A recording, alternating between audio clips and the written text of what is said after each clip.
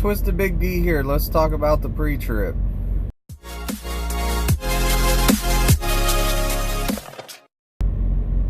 When you're doing the pre-trip, it's not about studying that piece of paper, because the pre-trip's a lot more important than just studying a piece of paper. What they're looking for is to make sure that this stuff is not torn up, like there's nothing wrong with it. It's to ensure that we drive a safe vehicle. So while you're doing the pre-trip, you want to be looking at these parts that you're doing. Like if you say alternator, the belt driven alternator is probably mounted secure, not cracked, bent, or broken. All wires are connected, belts not ripped or frayed, has between 1/2 to 3/4 of an inch of free play. You need to know that it's working correctly. If I look at it and all my wires are not connected, it has an issue, so it needs to be fixed. It probably won't start or run if it's not connected, but still, you need to look at it and make sure that it's properly working and then it's in good working area. Because we'll say that you get into an accident somewhere while you're out here over the road.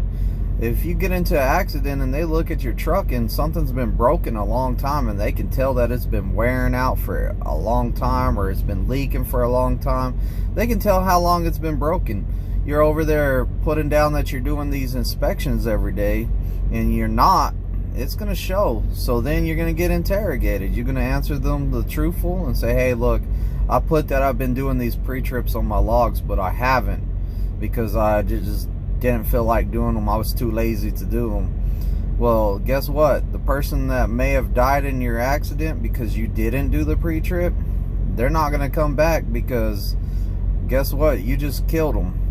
And it's going to be your fault because you didn't do your pre-trip. You didn't look and make sure stuff was safe. You drove an unsafe vehicle. You know, that's, in my book, that's manslaughter. I mean, you might be able to fight it and not go to prison, but truthfully, you didn't do what you needed to do to make it a safe vehicle. I do not want to drive a vehicle that I haven't done a pre-trip on. Like, sometimes my students, they'll jump behind that wheel and they'll be like, let's go. You know, you're willing to drive an unsafe vehicle, or you're trusting my pre-trip enough to drive a vehicle? No. Even these new vehicles, they need to be doing, you need to do your pre-trip on them. Nothing like a truck turning off on you when you're going down the mountain. It's happened to me before, but I couldn't find no leak and stuff. It's just the elevation popped off a hose that went to my APU. I was going down Black Mountain. It was really scary. The mechanics couldn't even find what was wrong with it.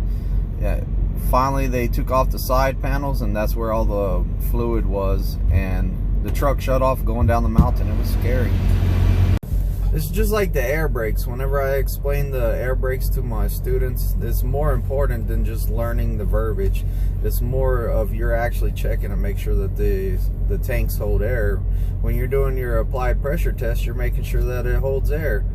It holds, you don't lose more than 4 psi in 1 minute, and you don't hear air leaks. If you can get that fixed by just doing that simple step, that's going to help you out in the long run, because if you're losing air, guess what? It's going to shut down those brakes, you know, and it could lead to some dangerous stuff. Like, you could lose air while you're driving. Next thing you know, the warning light and buzzer comes on. If you haven't checked that, make sure that it comes on at or before 60 psi. Guess what? It might not work either. Next thing you know, you're driving down the road, you're not paying attention, you're losing the air. You just keep going where the buzzer should have came on. Guess what? You didn't check that in a while, so it's not working, so you're still losing air. Guess what? If you didn't check the valves come out, say they don't pop out because they're old and they just stay in, they don't pop out between 40 and 20 psi, then you're running into even more issue, because all of a sudden your truck's just gonna slam on the brakes and you ain't gonna know why. So you're going fast and then your brakes are set on. I mean, it's not going to be a fun stop, especially if you're going down a mountain or something and your brakes lock up because there's no air holding the brake linings away from the brake chamber.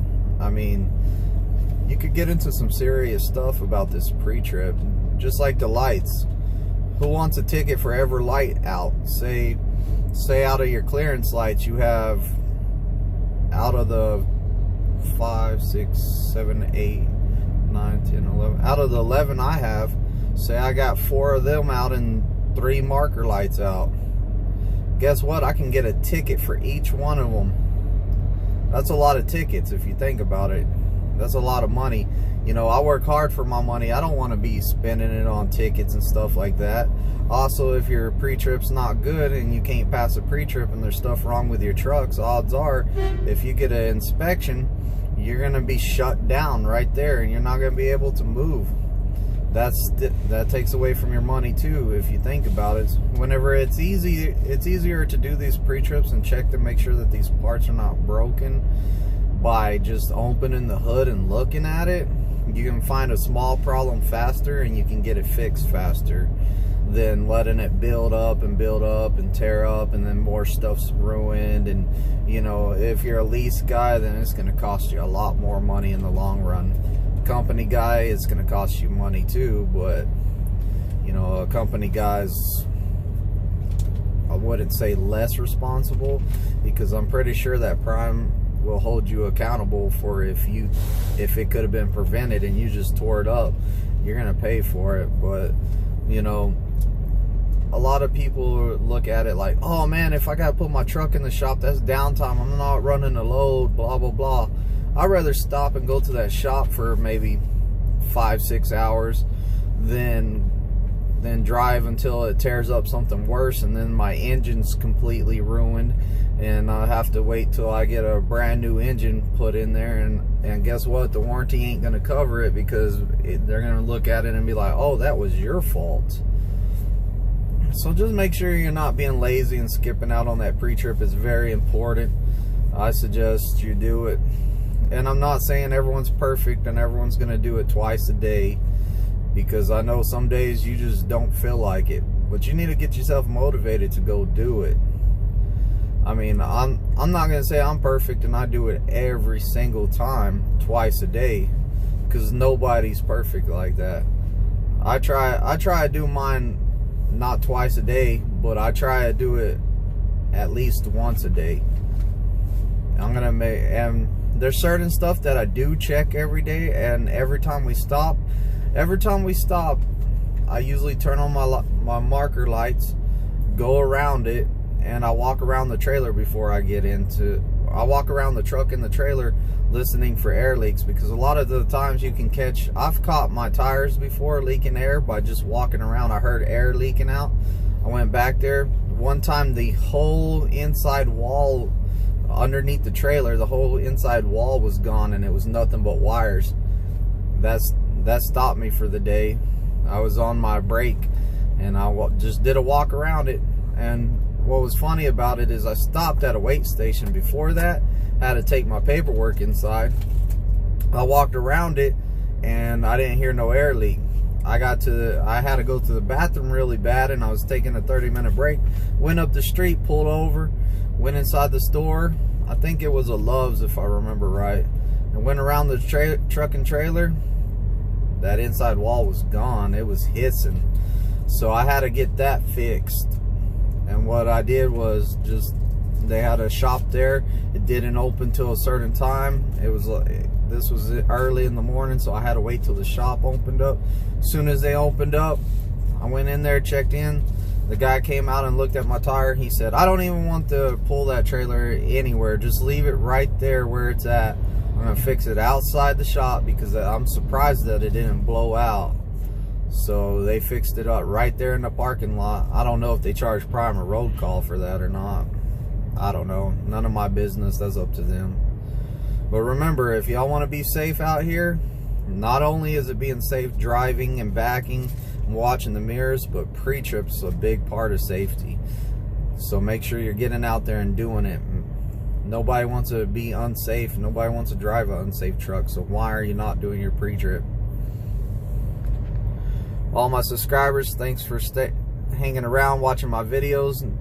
Everybody new to the channel, hit the subscribe button. I'll be coming out with more videos.